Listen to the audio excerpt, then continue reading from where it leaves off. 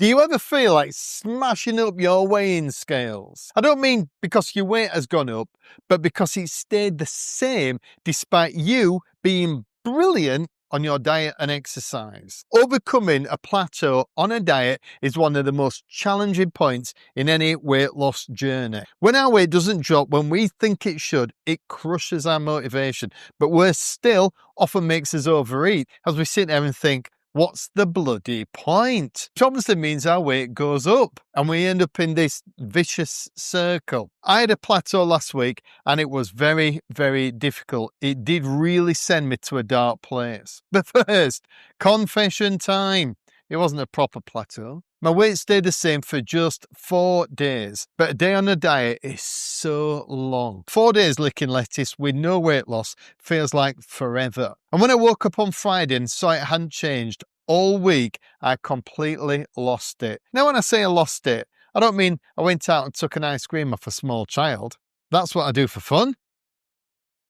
I just went very quiet, caveman stuff. Now, I will admit that the lessons learned from the 4-day plateau are not exactly the same as from a 4-week plateau or, God forbid, a 4-month plateau, at which point I would be removing a non-essential limb in the garden shed. But what was very weird is that it happened again this week. My weight stayed exactly the same for 4 days in a row. I have a ton of data on various diets I've done over the years, and this has never happened before. So what I tried to do this week was not lose my shit again by applying the lessons I learned from last week, and I will let you know how that little situation turned out. On to the lessons. In the first week, there are 2 things I didn't do and 4 things that I did do, and I'm going to share all 6 of those with you now. First up, the 2 things I didn't do, and right out the gate, I didn't tell Karen. Karen is my significant other, my life and business partner.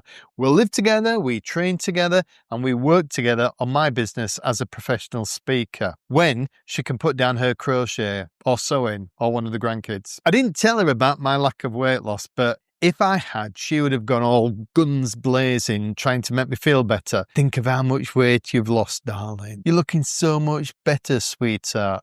Well, the second bit is true. I'm looking pretty gorgeous these days.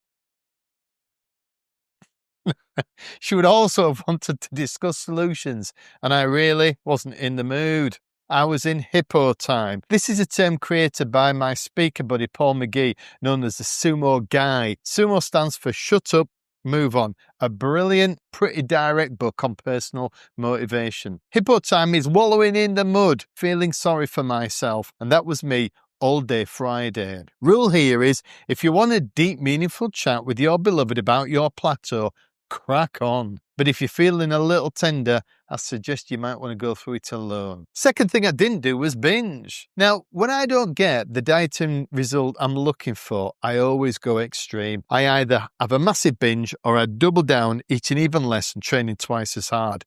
And oddly this time, I did neither. I just carried on trucking through. And that was critical. Because if I had disappeared into the piggy cupboard, it would have destroyed a whole week's dieting or even longer. But there was just something in me that said I have come too far, having already lost 40 pounds. And no matter how bad I was feeling, destroying that success that was already in the bag would have made me feel a whole lot worse. Now on to the 4 things that I did do. I might not have told Karen, but I did tell my school community. I started a school community 2 weeks ago. It is just a bunch of guys over 50 who want to support each other while trying to lose weight.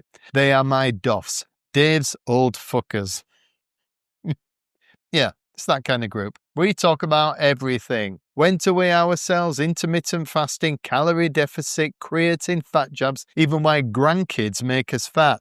True story. And obviously, dieting plateaus. These are the guys I turned to, and this is what I posted. Now, I am upset. Weight is still the same 4 days in a row, and I am fucking gutted. I almost never get upset or angry, so why does not losing weight make me so irrationally emotional? This is a 4th day in a row that I have been the same. Day 2 I was confused, yesterday angry, today upset. I will admit I weighed myself, came downstairs and shed a tear in the dark on my own. Thing is, It doesn't make any sense. And then I went on to explain further how I felt. There are just 60 members in there at the moment, but the number of comments was incredible. Losing weight is a lonely and isolating experience, which is why one of the best bits of advice I will ever give on this channel is to find your weight loss tribe, your gang, engage with them, share information, and use them to help you through the dark times. Here are some places to consider looking: Reddit, Facebook groups, Discord, Patreon, online forums, apps with groups inside, the meetup groups like Overeaters Anonymous, or go over and have a look at school, which is where my community is. But if you do go to school and you don't at least check out my group, I will hunt you down. There will be blood, and it won't be mine. Just so you know. It's called Lose 50 Over 50. There's a link at the top of this video and in my channel description. But even if you don't join mine, try and find a group somewhere.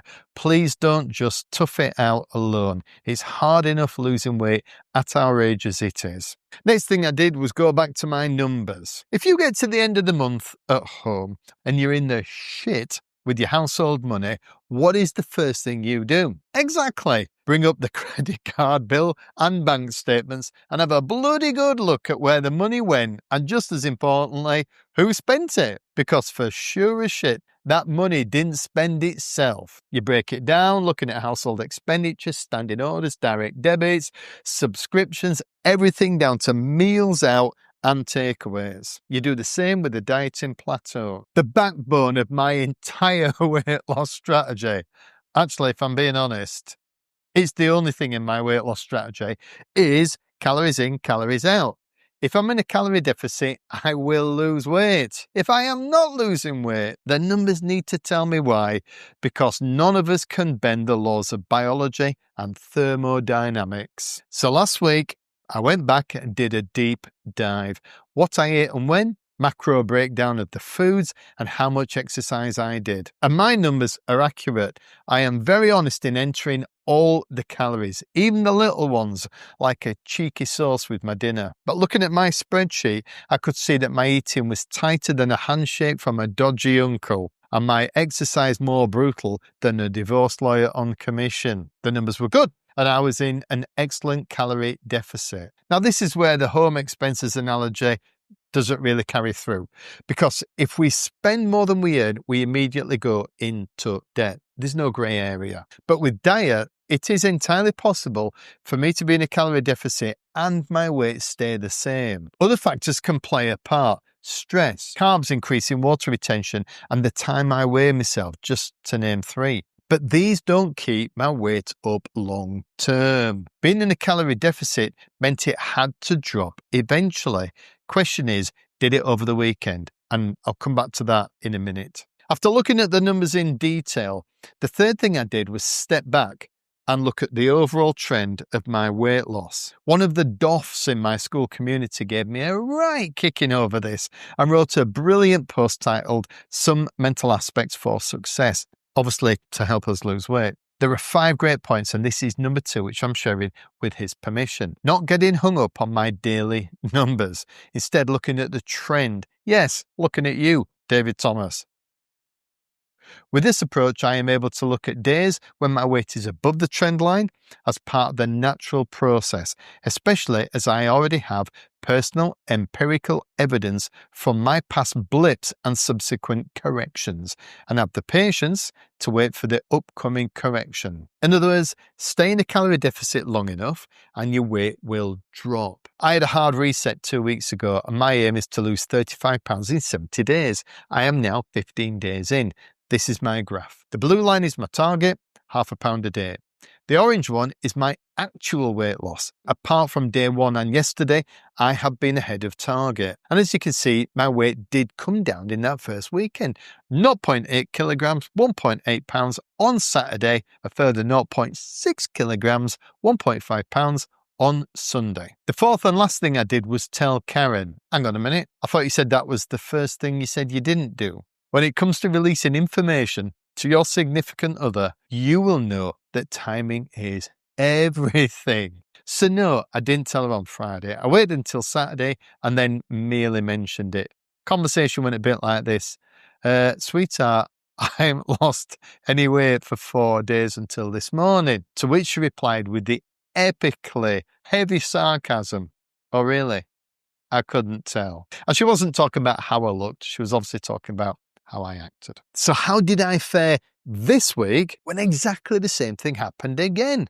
Brilliantly, thank God. And the way I did it was by going back to last week. I took on board the advice from my school guys and looked at the spreadsheet when my weight did eventually drop last weekend and then stayed down. This week, I simply kept on eating well and exercising hard and waited.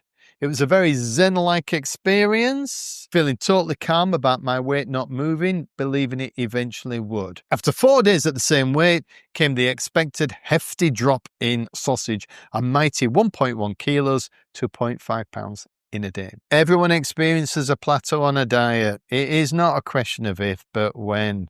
Come through it is simply an exercise in data, then having the belief that you will come through it when it happens again.